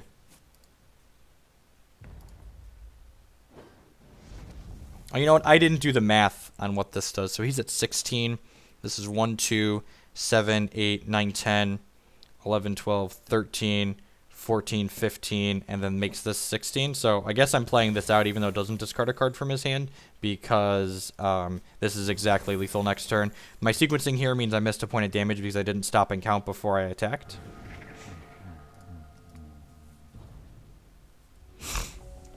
But if he bricks here, he's exactly dead on board. Quick 5-0, just under 2 hours here. Hour 55 minutes. Look at that. Primal Pack to top it off. Rats. I'm so unlucky we didn't get a Primal Pack. Alright, so this deck really feels like it's come together. I like this deck a lot. I think this is replacing the Blood Sapphire deck as my favorite deck that I've worked on for sure, this Rabbit Rock deck. So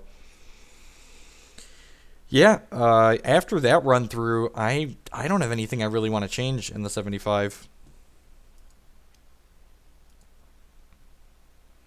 The format might not need 3 Winds of Change in the reserves, but like other than that, like I'm playing 4 VK. We've got all 4 in the main here, which is the most expensive card in this deck for sure. Like VKs are like $30, I think.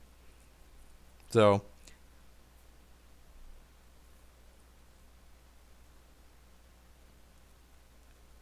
key MTG, if this deck is basically Jund. It's, if you want to make a comparison to Magic, this deck is Jund, and it feels like Jund, and it's it's really good. That's my third gauntlet that I've scored 5 wins through, so I think I'm 5-1, 5-2, and 5-0 now, so I'm like 15-3 with the deck. But you got to remember too, like people are still like feeling out decks and gauntlets, and like the new set just released last week, a little over a week ago. So people, the format's not really established just yet. But this deck's doing powerful and proactive things, which is generally where you want to be in a new format. I haven't. I have to imagine. And actually, I want to playtest against it at some point this weekend when my wife is home. I think the Mono Ruby Burn deck, not the aggressive one-drop aggro deck, but the Burn deck that Krillydactyl, you can look her deck up on Hex Meta, has been playing, is probably a bad matchup. Like, looking at the two decks on paper, I would expect this deck to be a dog to her Burn deck. But I haven't actually played enough any games to confirm that that's actually going to be the case on how they actually play out. So yeah, I'm going to go ahead and, like I said, this is just going to be a shorter stream today. I have to get a couple of articles written, and it looks like my oldest is awake from his nap looking at the monitor here. So thank you, everyone, for hanging out today. Thank you for the couple of resubs that we had. I really appreciate the continued support. I will be back tomorrow afternoon planning to stream some Modern Magic for people that are Magic fans in here. The deck list for this will go up on Hex Meta later tonight. And remember, if you're going to buy any cards for Constructed and you're going to just order them off Hex Primal, you can use code Jeff5 to get 5% off of your order on there. If you want the deck list, before that, I'm going to go ahead and I'll tweet the main deck and the reserves out here in just a second after I sign off. So thanks again. Peace, folks.